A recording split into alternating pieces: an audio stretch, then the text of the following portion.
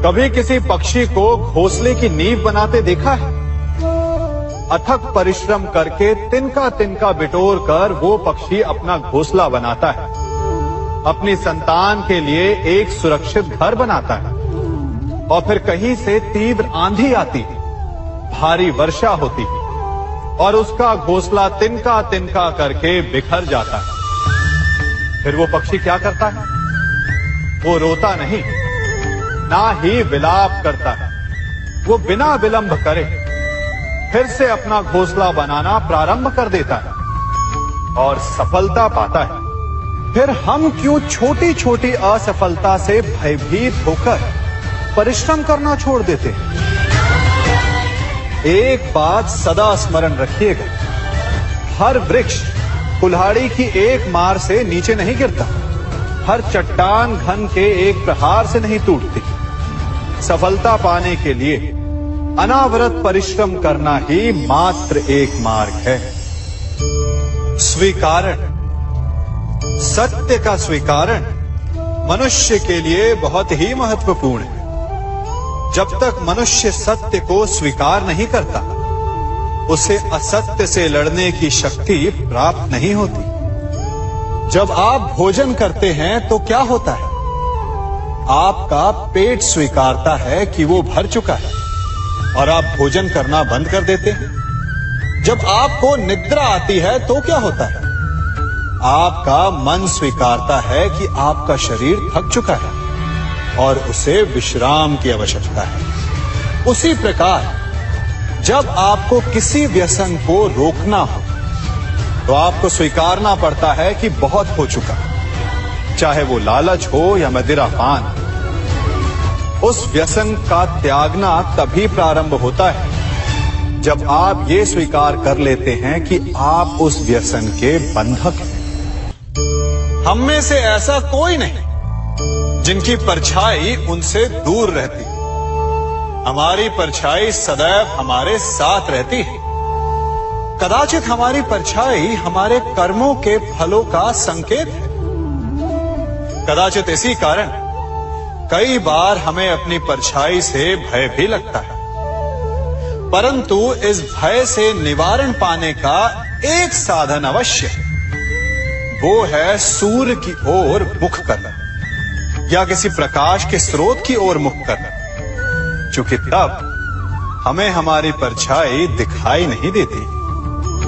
यदि इसे जीवन के संदर्भ में देखें तो ये प्रकाश का स्रोत शुभ कर्मों की चेतना है। यदि आपके मन में शुभ कर्म करने की इच्छा है तो आपको कभी भी अपने कर्मों के फल का भय नहीं होगा, क्योंकि यदि आपका मन शुद्ध होगा तो आपके कर्म शुद्ध होंगे और शुद्ध कर्मों का फल कभी अशुद्ध नहीं हो सकता।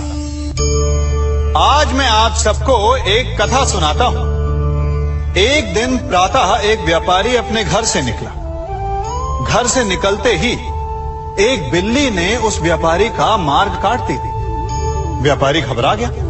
वो फिर से घर लौट गया और शुभ घड़ी की प्रतीक्षा करने लगा। और जब वो पुनः अपने घर से निकला तब वो वाहन जा चुका था जिससे राजा तक पहुंचकर उसे भेंट देनी थी। राजा को भेंट नहीं मिली। राजा क्रोधित हो गए। राजा ने उस व्यापारी का व्यापार बंद करवा दिया। इस कारण व्यापारी क्रोधित होकर घर पर अपनी पत्नी से लड़ बैठा। पत्नी अपने बच्चों समेत मैके वापस चली गई और उस व्यापारी के जीवन में यदि कुछ रह गया था तो केवल अंधकार। और इन सब का कारण वो उस बिल्ली को मानता रहा जिसने उसका मार्ग काटा था। ऐसा ही एक दूसरा व्यापारी राजा को भेंट देने निकला और उस व्यापारी का मार्ग भी एक बिल्ली ने काट दिया।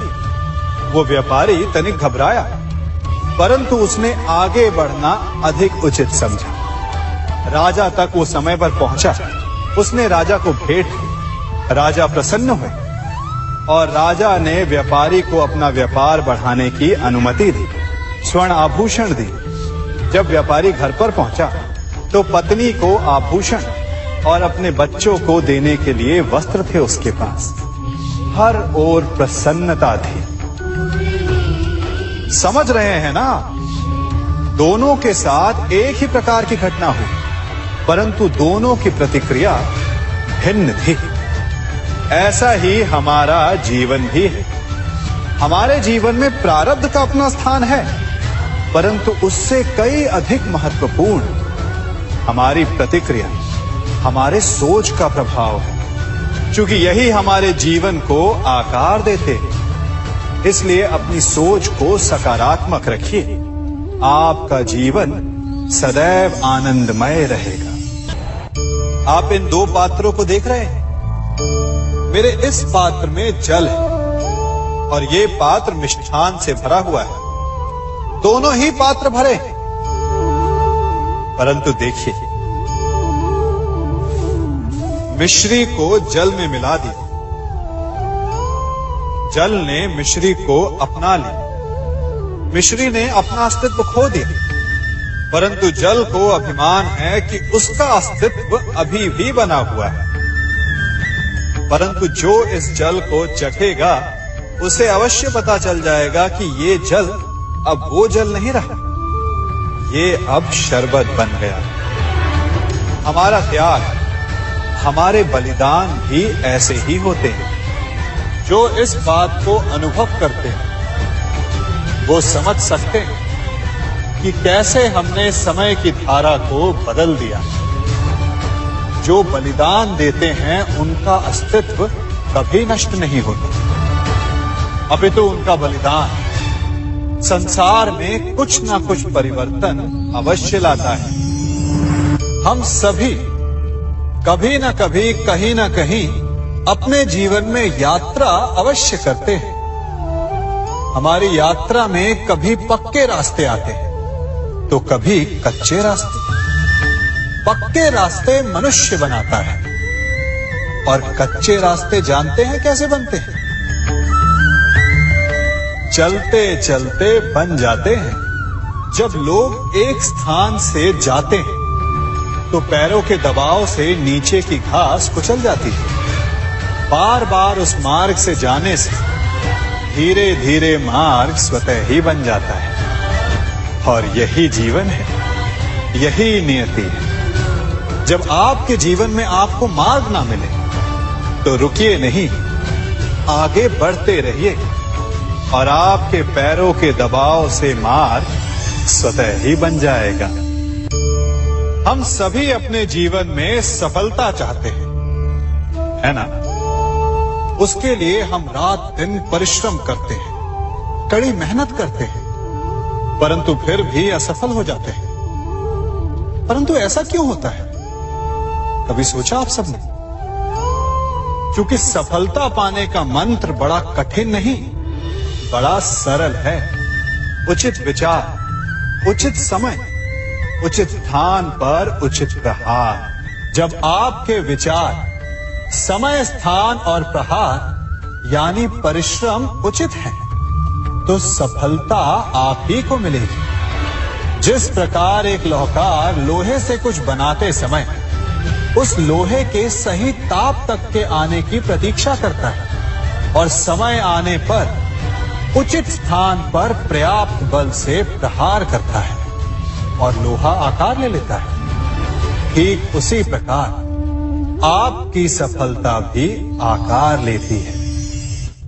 हम सभी को अपने जीवन में कभी ना कभी निराशा मिलती है, असफलता मिलती है और अधिकतर लोग इसके पश्चात भाग्य का रोना लेकर बैठ जाते हैं। कुछ कहते हैं कि जिस स्थान पर मैं हूं उससे कई ऊंचे स्थान पर होने के योग्य था, परंतु नहीं जा पाया। किसी को पीड़ा है कि उसे जो मिलना चाहिए था वो उसे नहीं मिला, भाग्य ही बुरा था। भाग्य क्या होता है? भाग्य वन में खिला पुष्प देवताओं को चढ़ाया जाएगा या किसी सुंदरी की वेणी में वो सजेगा या फिर उसे कुचल कर उत्पाद बना दिया जाएगा। ये सब एक पुष्प के नियंत्रण में नहीं होता, परंतु जब तक उस पुष्प का अस्तित्व है सुगंध बिखेरना उसके वश में अवश्य है। परंतु भाग्य हमारे वश में नहीं, और जो हमारे वश में नहीं उसके लिए दुखी होने से क्या होगा। कर्म पर वश है, वो कीजिए और धीरे धीरे भाग्य आपके वश में आ जाएगा, क्योंकि कर्म ही प्रधान है। कभी आप ब्रह्म मुहूर्त में जगे हैं? जगकर देखिए, संध्या होने के पश्चात जब रात्रि का अंधकार सारे संसार को धीरे धीरे अपने अंधकार में निगलने लगता है, तो यही अंधकार ब्रह्म मुहूर्त में भोर होने से ठीक पूर्व तनिक अधिक काला हो जाता है। कुछ समझे?